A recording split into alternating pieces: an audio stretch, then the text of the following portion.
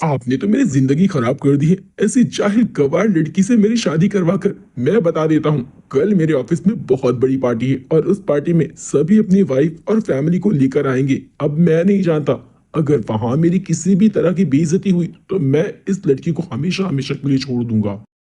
अरे जेठ जी, आप ऐसी बातें मत करिए। हम है ना, हम हमारी जेठानी का मेकओवर करेंगे। जेठानी जी सबसे अच्छे लगेंगे पार्टी में, देखना आप। हाँ बिल्कुल जेठ जी, आपको परेशान होने की जरूरत नहीं है।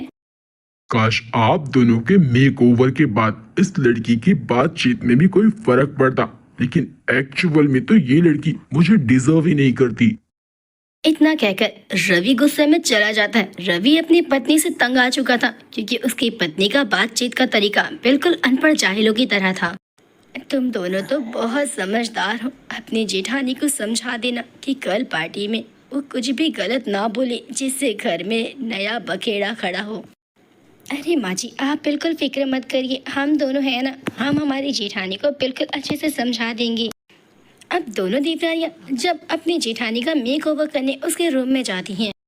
जेठानी जी, आपको तो पता है कि कल कितनी बड़ी पार्टी है, इसीलिए हम अभी से आए हैं ये देखने के लिए आप पर क्या अच्छा लगता है और आप पर क्या नहीं अच्छा लगता, क्योंकि आप तो कभी तैयार होती ही नहीं है तो हमें कैसे पता होगा।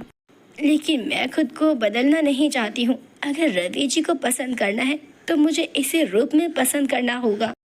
जेठानी मानने को तैयार नहीं थी, लेकिन उसकी देवरानियां भी जिद पर अड़ गई थी और आखिरकार उसकी सारी तैयारियां उन दोनों ने कर दी। और फिर अगले दिन, अरे बहू, तू तो कितनी सुंदर लग रही है।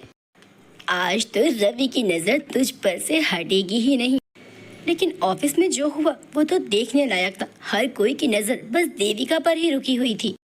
तभी ऑफिस के मैनेजर देविका से कहते हैं, अरे आप यहाँ पर, कोई काम था तो हमें बुला लिया होता मैडम। मैडम जी आप क्या कह रहे हैं? अरे इस कंपनी की मालकिन है ये। अब देविका को स्टेज पर कहने के लिए कहते हैं दो शब्द। मैं आप सबसे बस यही कहना चाहती हूँ कि हमें हमारी काबिलियत को कभी किसी के लिए छुपाना नहीं चाहिए, क्योंकि वो इंसान हमें छोड़ने में बिल्कुल वक्त नहीं लगाता।